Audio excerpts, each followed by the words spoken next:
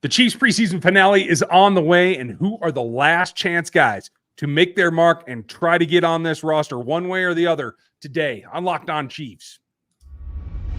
From the land of the free and the home of the Chiefs, this is the Locked On Chiefs podcast. And neighbors, hope you guys are ready because the preseason finale is coming at you. We're brought to you today by Underdog Fantasy. Go check them out at underdogfantasy.com. Get them in the App Store. And when you do, use that promo code Locked On. You will be right in there. Your deposit can be doubled for up to $100 right now at Underdog Fantasy. A lot to go on, and I know fantasy picking here is right around the corner. I know I have drafts set up. So who are the guys that can squeeze onto the roster? That's coming up today. Who are the wild cards? That's what we're going to end the show with. What is the cut down process? We're going to give you all the insight today. Thanks for making us your first listen here on Locked On Chiefs, because we're here for you every single day. Make another Locked On show your next listen, whether it's across town or across the conference or who you just want to know about.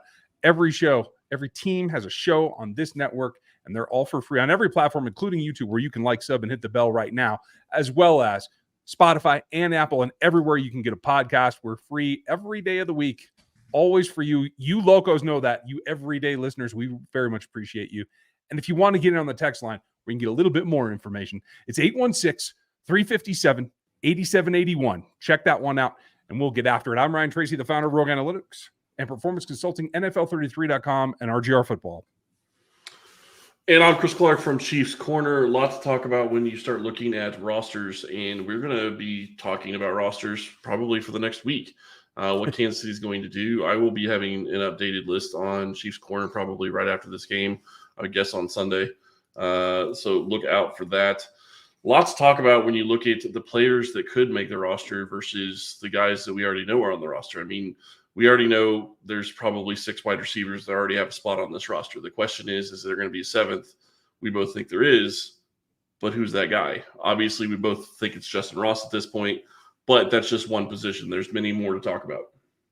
Yeah, and that particular position is pretty clear. A lot of people are theorizing that Justin Watson is somehow in peril. We don't seem to agree on that. You and I both feel that Justin Watson is squarely in the top 5. So does Matt Derrick. So the question becomes, is it newly acquired Richie James at 5, 6, 7? Is it the rookie Rashee Rice, who I think has proven that he deserves to be up there and is not in any jeopardy? Or is it Justyn Ross, a fan favorite, but the guy with the least experience and the guy that I think has to still continue to show out? Now, I talked earlier in the week, I do want to see them kind of feature him in this ball game. I don't care what quarterback it comes from, but I want to see him get hit. I want to see him turn the corner on some guys, and I want to see what they can get done. He's probably the top guy on offense that I'm looking to see in this ball game. Is he that for you? I would love to say yes, but the reality is for me, I think he's already on the roster. So to me, I'm really going to be looking at the guys that we don't know about right now. And that's going to be, where are you at on 7th and 8th? Well, probably not 7th, but 8th offensive lineman, maybe 9 offensive linemen. Where are you at on the D tackles? Where are you at on the D ends? We can probably already tell you the 3 QBs. We can probably already tell you the running backs. We can probably tell you the 3 tight ends. I don't think they're going to keep 4 this year. I think that spot's lost to a extra wide receiver. And we could probably tell you the linebackers. Then it gets questionable when you start looking at offensive line, defensive line, and secondary. Mm-hmm. I got to tell you right now, it's coming down to last chance for me with my guy Bushman. I do think that he's shown a little bit of spark, but with the injury to Jody Fortson and knowing that Blake Bell is a known quantity, yes, they can do the merry-go-round on the active roster 53 with Blake. He could figure into that part for KT or the Jarius, or whoever might need to go on short-term IR. But right now, I think Matt Bushman needs to show out, no matter who he's playing with. Again, he's the next guy on my list. This is kind of his last chance to show something. Well, and there's other guys that need to show something, and it may not be for the Chiefs. You look at a guy like Amir Smith or Marset we've talked about. If he shows out in this game, there's no way he's going to be staying in Kansas City. I just can't see, unless you're willing to move on from Justin Watson, which both of us don't think is a possibility. Watson's the only guy that knows all 3 positions in the wide receiver room, and the Chiefs trust him. They gave him a guaranteed contract for 2 years. So I don't think he's going anywhere, even though people want to write him off. So, you got guys like Amir Smith-Marset that maybe you're playing for somebody else's team, or maybe give the Chiefs an ability to make trades, which we've actually seen happen a lot on Thursday. I was just going to mention that. We're going to talk about the precursor to the cutdown process, the trade process, coming up in the next segment. I think a couple other guys that I want to see take a step forward, and we've talked about B.J. Thompson a little bit. I think he's on the outside looking in right now. The way that it falls in the situation with Chris Jones, if you missed our conversation about Chris Jones yesterday, we went all the way in every concept we can go through. Go check that out and have a listen to yesterday's show. But it leaves us with still a lot of question marks. And so you might have to have some guys that have to rotate beyond the 53 initially. Maybe they don't make it. But BJ is a guy that I think, again, this could be his last chance to show something for this season until he's placed on probably the practice squad, is my thought. Yeah, and he's one of the draft picks that I think has probably the least chance to actually make the roster. I just don't think he's quite there yet. I think that you look at what they did with Kando a couple of years ago. Kando never really got to a point where he was going to be able to contribute until this year, and I don't know that I've really seen it still in games. So that's a guy that you would have a question: is he going to have a chance at making the roster? There's lots of different questions about the defensive line, and you get into the offensive line. I think Prince Tegawanago is on this roster, but then it becomes a question of, is Lucas Niang on this roster? Because we know Wanya Morris is going to be on it. So your top seven are pretty, and I guess I wouldn't call Morris your top seven, but he is one of those seven that you are pretty sure is going to be on this, or that's going to be on this roster, and that would include all the starters plus Nick Allegretti. Yeah, and I don't necessarily agree all those guys are on it. We're going to talk about what could happen in lieu of them all making it. In the process, we're probably going to get to a couple of your questions because we are live. Thanks for being with us today. But first, we got to scope out what you guys need to know about our pals at Harry's, because this stuff doesn't take care of itself, right? The wife does not like the chin music here that I have always had since she's known me. So I have to take care of the rest from time to time. And that helps, keeps her in a good mood, for the most part anyway. And it helps that Harry's can help you. And that's what we're looking for. You can get in with them right now, and they'll give you the price that you're going to love and have you covered for the best shave that you can get. It's a starter set, and it's $13. It's a $13 value for just $3 when you go to harrys.com/NFL. And that smooth shave is super, super not rough on your wallet, and that'll take care, hopefully, of everyone that you're shaving for. It includes a 5-blade German razor, and they do the engineering. It's a weighted handle, it's foam shaving gel, and a travel cover. This is all in this one kit, and deliveries can do your refills for as low as $2, half of what you pay for just the other blades. So super simple, get into it. It's the highest customer satisfaction in the shaving industry. That's a big deal. And they're still offering a no-risk trial. So if you don't like your shave, check these guys out. It's your best shave ever this summer at Harry's Razors and Skincare Products. It's a $13 starter set for $3 at harrys.com/NFL. That's harrys.com/NFL for that $3 starter set. I'm really intrigued because, like you said, the avalanche or the it's a sprinkle now, right? If the rainstorm is coming, it's a sprinkle of trades right now. But this is where it starts to loosen up ahead of the last preseason game. Anybody stand out today on you? Because that's what happens before the cutdowns. Try to get some value back on the roster. Yeah, and I mean, Isaiah Simmons, getting him traded away for a 7th-round pick, I mean, that's something that's kind of surprising to me. I don't think that I was really interested in Josh Jones. I think Hensley's pretty much set at tackle. I don't think you really need to go make that move. So that doesn't really bother me that much. But Isaiah Simmons, and they seem to be pretty set at linebacker as well. So I don't know where he would really fit on this roster. And that's what they're going to play him at in New York. So I think that's what really is going to be a key for him instead of playing safety like he has at times. You look at the rest of the NFL, there's lots of different questions as to, can you add like a defensive tackle? Is there going to be a defensive tackle? One of the situations to monitor would be maybe potentially a place like Dallas, who has a ton of DTs and a very deep defensive line. Is that somebody that you can go and make a trade with?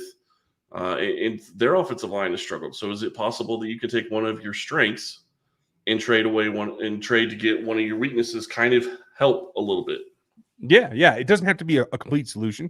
You're trying to inch it up, right? You're trying to get value. And that's part of this process when you're about to do cutdowns, especially now, more and more, this feels like the derby that is the 7th round of the draft every year, because everybody's cutting all the way down to their 53 at once. Everybody has to hit the waiver wire.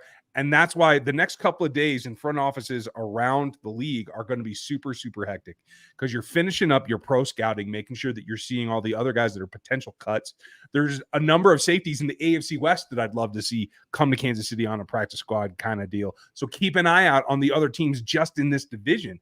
But that's all a precursor to that cut down process. So if you had a trade candidate, because Red Hood asked a great question, who would they be on this roster right now specifically? I think you have to look at wide receivers, one of them, because they can't keep 8. And I think that they would love to keep Amir Smith-Marset, but I don't think you can keep him. If he shows out in this game, I think there's going to be a market for him. Teams are going to want to be able to claim him, but you have to be one of the worst teams in the NFL in order to have a chance at claiming him. I would expect that he is a guy that maybe they could get a low-round draft pick for, maybe one of their offensive linemen. I mean, maybe somebody wants to give you something for Lucas Niang. Maybe somebody wants to give you something for Prince Tegawanago. I wouldn't do that, but maybe the Chiefs feel like they can. Mm-hmm. I personally, the Lucas Niang thing is done for me at this point. I don't trust that he's going to be able to hold up if they do need him as a swing tackle. So to me, that means you trade him away if somebody else would take the risk.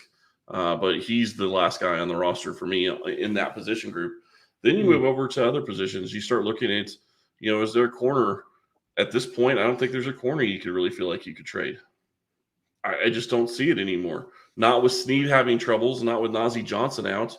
And Nick Jones is now hurt too. So where are you going to go that way? And then running back, yeah, you could possibly trade Clyde Edwards-Helaire, but you're not going to get a ton of value for him. We're going to talk about the corners because a couple of them are in my wild cards for the next segment. But I agree. Like CH might have been there early in the preseason, but the fall of Deneric Prince to this point, who I think is a practice squad candidate, and just the fact that I don't know that you can feel as comfortable with Pirine as you can with CH. So I think he's probably off the table, to tell you the truth, unless somebody just really wants him, Eric Bieniemy, and is a sweetener to some kind of deal. So I think that's really what it's come down to for him. Yeah, and unfortunately for Kansas City, I think that if he was actually showing out when he played, and that's the bigger problem, is the 2 games that he's played, he hasn't really shown anything. He has been pretty much what he has been in Kansas City the entire time, and that's not going to get you anything in trade value. So, and people are going to want to trade for a running back that is going to have his cap hit in this situation, especially when you got guys like Jonathan Taylor on the market. And no, I'm not saying Kansas City needs to trade for Jonathan Taylor. No. But, that's a whole different scenario. I agree. And Todd, thank you for your question about Prince. I mean, I do think he will clear waivers. I don't think he's put out enough film out there for teams to come calling for him, to tell you the truth. So I'm comfortable with that solution. I think it's good for him as well to get more time in the system and make further adjustments. I could see him being on this roster next year. I could see him getting called up later this season. But yeah, I think the practice squad is probably where he's destined right now. And I think it's funny that you bring up, more trade concepts, because with the way that it started to trickle out already, and folks, I will have a look at Isaiah Simmons on NFL33.com. You got to go get subbed over there so that you can get access to it. But I think it's really intriguing because he was the number 2 linebacker in that class right behind Willie Gay, and yet they've had similar production over the years. Willie just hasn't played as many snaps. So keep an eye on that, because it's about fit as much as it is, especially when you're trying to either trade or trade away. It's about targeting that fit. And that's why I think it's going to be tough here. There are guys like you mentioned, Lucas Niang. There are wide receivers. I think there are a couple of DBs, if the wild cards don't hit, that could be at least destined for other rosters, maybe not trade bait. But right now, it seems that there are, I think, a number of guys that are going to be in that group that is just going to be waiting around all day. And after this final preseason game, folks, the deadline is the 29th. So the process is going to be they're going to play it out. They're going to have their meetings. They can come in for treatment. And then the Turk's going to start to show up, and guys going to get called into offices and asked to bring their playbooks. And that's kind of the way that it goes. And it's just so compressed that it makes me nervous and makes me feel for everybody involved, really. No, it does. And I think the other thing you need to take into consideration is Kansas City doesn't necessarily need to wait until the 29th. They may end up doing their cuts. I don't expect that they'll do them on Sunday, but they may end up doing them Monday. Who knows? They may end up doing some of them on Sunday. Kansas City doesn't seem to necessarily cut all the players all at once either. So that's going to be something to look at. Yeah, it's the deadline is what it is. It doesn't mean you have to do it in that particular fashion. So it is, I think it's Tuesday. Is it 3:00 Eastern is when that deadline is? It's 4:00 Eastern, so it's 3:00 Central, I'm pretty sure. Okay. So that's where we're going to be on watch, and we'll have updates for you the whole way. But there's still a chance. There's still a couple of guys that could pull a rabbit out of their hat and make the coaches pay attention. And I do think this is a prove it to the coaches kind of weekend. So who can do that coming up? That's really the key right now. Well, let's take a look at it. Well, I was just going to say the bigger question is watch, or where can you watch and where can you figure out where these players are? Special teams is one of the biggest keys. Just going to throw that out there. So who can make themselves stand out? We're going to talk about those guys coming up next. August is here, and that means the official start of fantasy football drafting month right now. Underdog's the easiest place to get all your fantasy football and the best place for best ball. Best ball is the mania for is right now. It's the largest fantasy football tournament ever. Getting the championship ready for your home league by using Best Ball from Underdog Fantasy. All you do is draft one live snake draft, no waivers, no trades. Underdog sets the best lineup for you every single week.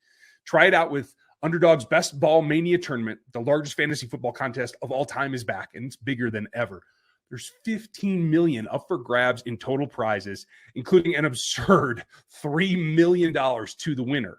Last year, the winner drafted their team in July. Visit UnderdogFantasy.com and find them in the App Store and sign up for their promo code Locked On. That'll get you your first deposit doubled up to $100. That's Underdog Fantasy promo code Locked On to get double your first deposit up to $100. Check out Underdog today. So you hit the special teams aspect of this really, really closely. We know Richie James is kind of tagged to be a returner here in this group. Yep. So it really, in my opinion, comes down to gunner type positions, guys that have to go chase and make tackles. Do you see it that way too? I think it does, unless they want to try to have somebody else return, and I can't imagine they're going to, considering what we saw last week. I would expect James to get more snaps in that scenario this week, getting punt returns, getting kickoff returns. They wanted Deneric Prince to be that guy. He showed that he doesn't have that, or he doesn't have the ability right now. He didn't perform when they gave him the opportunity, and that really cost him, and probably cost him a roster spot, to be quite frank about it. And then, you listen to what Andy Reid said earlier in the week about going to 7 wide receivers. That 7th wide receiver has to play special teams. We talked about that 3 months ago when we started talking about the roster. You have to have guys that can play special teams when you get to those 5, 6, 7 type positions, especially wide receiver. When you get into 3 and 4 in other positions, maybe even, you have to have guys that can play special teams. Justyn Ross has been a first-team special teamer pretty much this entire preseason on kickoffs. And the reason he's doing that is because they have to have him contribute there. Yep. You got to make the roster, and that's the way to do it. And so if you're someone who's got decent speed, especially linear speed, where you can get down the field and help that out, that's the way to go. Obviously, there's going to be a lot of tight ends. There's going to be linebackers that's their role. Linemen, especially the reserves, are going to be playing on those teams, especially the place kicking type groups.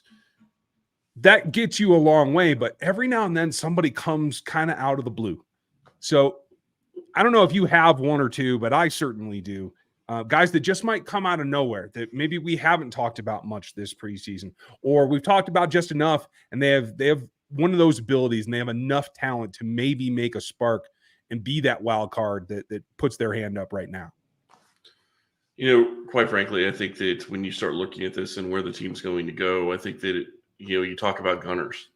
You start looking at who's going to be starting in your corner positions. You have a scenario where Joshua Williams could be a starting corner for you. Are you really going to have him play special teams? At that point, a guy like Khalid Felici is a guy that maybe is going to push himself onto this roster if he can go and do that gunner position. Yeah, I particularly agree with you. He's a guy I was going to name as well. I think we've talked about he and Echo Boyedo being ready. to push for a roster spot, especially because we still don't have a determination on Nick Jones. It feels like we're probably not going to get that, folks, until after the preseason game. So keep an eye out for that unless they decide to make a last-minute move just before. Chiefs have been known to do that as well. So the question on special teams is, can somebody push Deon Bush out of the way? That's the big question, because that's here to be his role. It's a long shot, so you really got to perform. And there's one other guy that I kind of liked what I've seen from him so far, and he is another safety, so that it makes it that much difficult. But Lamar Jackson has shown a spark a couple of times, and if he can put it all together, make a couple of kick tackles, I think that is the way to get him down there. What do you like from him, or am I crazy? Am I seeing things? Well, Chris thinks I'm hearing things, that's for sure. I don't understand why it keeps muting, and I apologize about that. I don't know that Deon Bush has a chance of making this roster, quite frankly. Yeah. With Shamari Connor doing what Shamari Connor's done, I think he's actually pushed Mike Edwards to safety 4. And if Edwards is safety 4, that's going to cause some other issues that you're going to have to deal with. And I don't know that Deon Bush can be a safety 5 on this roster. When you start looking at when they kept 5 safeties, they didn't have the talent to keep 7 wide receivers. They didn't have the talent to keep maybe 9 linemen. And I think that that's still a possibility. And with the Chris Jones deal with Charles and Minihue, you have to wonder how many they're going to keep on the defensive line. Yeah, I mean, I think the guys that I'm certainly interested in, we've talked ad nauseum about Danny Shelton. I think Malik Herring's put out in some good work and should be considered there, especially with the Jones situation. And is he going to report? If he doesn't report, you can get that roster spot back. That's the most important thing right now as we go into this weekend. And again, if you missed all that discussion, and we talked about it at length yesterday, go check that out on yesterday's show. I want to answer this question. Yeah. Yes, his tag number drops significantly. His tag number, and I'm not going to sit here and tell you I know every single in and out that would possibly affect that tag number. I know most of them. You have workout bonuses that would affect that. You have, if he gets his sack number this year, that would affect possibly the number 4 franchise tag next year. But the key here that a lot of people seem to forget at times is the signing bonus proration, which is $7 million. That's significant. So, but you still look at Chris Jones in his scenario. If he sits out 7 games, he's losing almost $8 million worth of salary. Yeah, that causes a much lower tag next year. And, talked about this yesterday. That would essentially cost him close to $20 million if he sits out till week 7. So or week 8, it doesn't make any sense. And if he goes another week into week 9, it's obviously going to be a little bit more. But for every game he misses, he's losing almost $1.1 million, and it's times 2. And actually, it's even more than that because it's 120% of whatever his cap number is this year with, like I said, those couple adjustments. So, that 1.1 becomes what, 1.3, 1.4 times however many games you lose in 24. Or yeah, however many games you don't play. If you're a friend of Chris Jones, tell him to stop the nonsense, because this is about to get really, really ugly for him. And I hope that he comes to his senses. But that's what it could look like. And for those of you who asked me cap question numbers, be prepared for me to refer you to Chris every time, because he's the finance master, not me. Larry was asking who do we have if Chris Jones doesn't come back? And for me, it's pretty straightforward. It is Turk Wharton and Derek Nottie as your starters, as long as Turk is healthy. I know that is a question. But then it goes easily for me. Kendrick Coburn's on this roster. It's not a question to me whatsoever. And it gets a little interesting, though, because Daniel Wise has gotten a lot of reps, and Danny Shelton's played good reps. So can you afford to keep both? Or do you just go with 4 tackles? I don't know how you approach that. Do you have a feeling? Well, I think that they have to look at it, and I think that they're probably going to keep fewer tackles if Chris Jones isn't here. And I think part of the reason they can do that is because they can use Mike Dana, they can use a Malik Herring at that defensive tackle position and actually give them good snaps against the pass. So I think that actually helps. And you could sit in a scenario where you would have, against Detroit on 3rd down, it could be Karlaftis, FAU, and then it could be Malik Herring and Mike Dana as your defensive line. I mean, that's potentially possible. Is it what you want? No, but it gives you something that they're not going to be ready for. And those defensive ends can be used as defensive tackle. They have the ability to do that. And Warden is a big question mark right now. Is he going to be a guy that can even be eligible to play week 1? Is it possible that he's going to be a potential IR guy? That's a serious acquisition. You make a good point that guys that are currently listed as edges that could come down, especially on third down situations, means that your run stoppers, the guys with some girth, have the advantage at staying on the roster because you know that you have to have a couple of guys, at least on first down, that can make that threat. Derek Nottie can't be alone. So I think that sheds itself towards Coburn and Shelton being together. Maybe that's with Turk and Daniel Wise is on the outside. I don't know. And Shelton showed that he can get after the passer. Not great, but he did get after the passer. Right. And his shedded weight, I think, really is going to help him. I agree. WMB, it sounded like they're going to play the starters a little on Saturday. Yeah, I said that last week. Everybody lost their minds that I was crazy. But I do think with only 3, you got to give them a little bit. I don't expect Pat Mahomes to play more than 3 plays. I'm just going to tell you. And hopefully they're all handoffs. Do not get hit. But what do you expect? I don't know that I even want to see Mahomes on the field. I don't think I want to see Mahomes. I don't think I want to see Kelsey. I don't think either of those guys need the snaps. Should Pacheco play? I hate it, but he probably should. If he wants to be ready for week 1 and be ready for a full game, I would say that he probably needs to get hit a little bit. So at that point, you are going to have to look at that, and that's kind of how that's going to have to happen. Is get him a couple of runs. Maybe that's what you do if you have Mahomes and you have him hand the ball off to Pacheco twice, and maybe the third one's a pass to Pacheco. Then you get them all out of there. Yep. Okay, exactly. So you and I are on the same page. If we're calling the shots, that's the way it's going to go down, folks. Curtis, this great question, and Chris will answer this one well because I won't. With all the cap space or lack thereof, how do they get all the players to IR, the practice squad, the PUP, and everything else? How do they work that to get to 53? I actually just did an article on Chiefs Corner on this. And this is the exact reason I did it is because Chris Jones, if he is not signed to an extension, they cannot get under the salary cap. So you're going to have to make an adjustment. You're going to have to do a deal with one of the players that's on the team, and you're going to have to extend money out into 24, which it could cause issues down the road. I mean, there's two big players that you could do that with, but that's a big question, and it causes an issue potentially on your starting offensive line in maybe 24 or 25. Yeah. Jerome, good question. How many of the Chiefs cutdowns don't make it to the practice squad, and how many other team cuts do the Chiefs pick up? I got to tell you, if you're talking about wide receivers, if they go 6, the Chiefs are getting at least 3 wide receivers taken off their practice squad. I am pretty certain. Marset and Ross would leave that bunch. And I think somebody's going to come in and go after, who was it? The kid that I like that nobody else loves, Freifogel. I think somebody will pull him over as well, because I do think he could play on other teams in this league. But the question will be, what's available? I could see them trying to pursue another edge rusher, another corner, another running back, try to shore those things up. Could they get another coverage linebacker? If they're going to stay at 5, do they want to have a reserve there because of the special teams needs?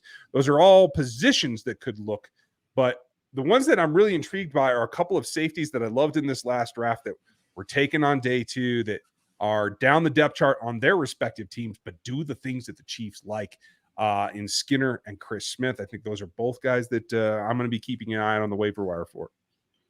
You can keep an eye on them, but I don't know how they're going to put him on the roster. With Shamari Connor doing what he's been doing, I don't think that there's a room for him right now unless you're going to get rid of Edwards, which I don't see why you would do. I'm talking practice squad for those guys. Okay, fair enough.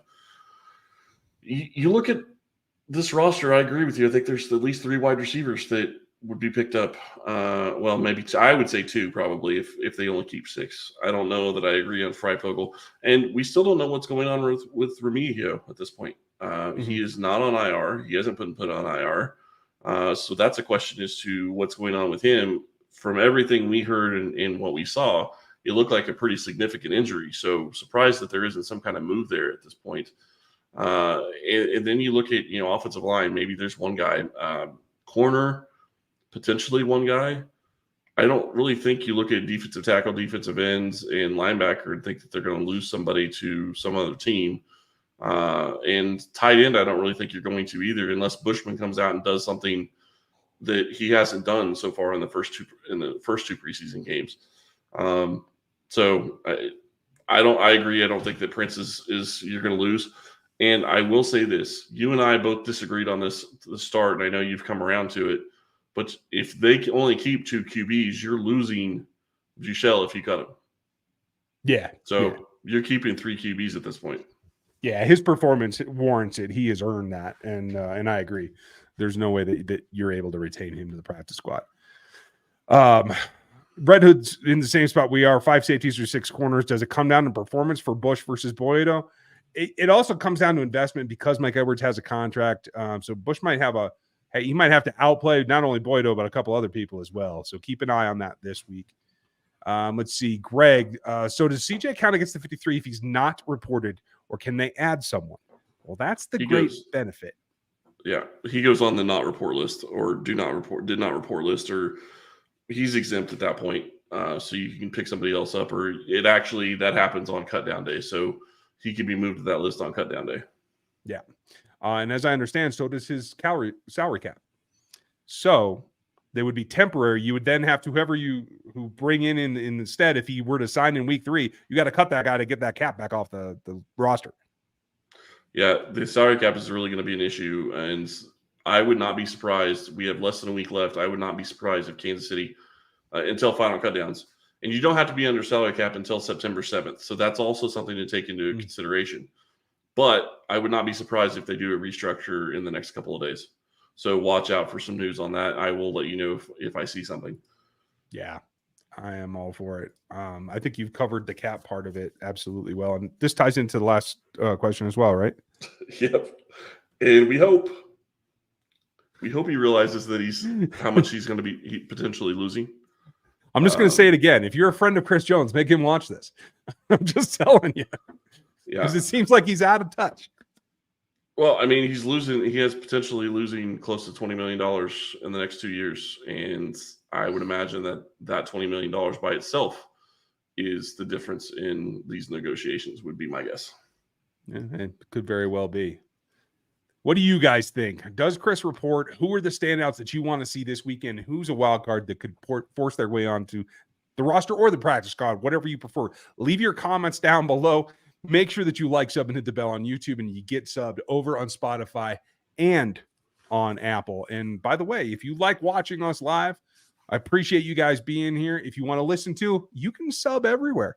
There's no reason not for you to be a subscriber on both platforms. So check that out. Hit us at the text line 816-357-8781. If Chris Jones does have some kind of move or there is some kind of trade, we will let you know immediately. And that's the fastest way to get there. So thank you for your time. Thank you for your patience. Thank you for your continued trust in us covering this team that sometimes makes you want to rip your hair out, but you're going to get to watch football, and football that matters, at least for the guys trying to make this roster here this weekend. 7 years of counting, dude. It's crazy. Yeah. We're about to head out one more time. That's awesome. Thank you, guys. We appreciate your time. Have a great weekend, and we'll talk to you post-game live with Matt Derrick.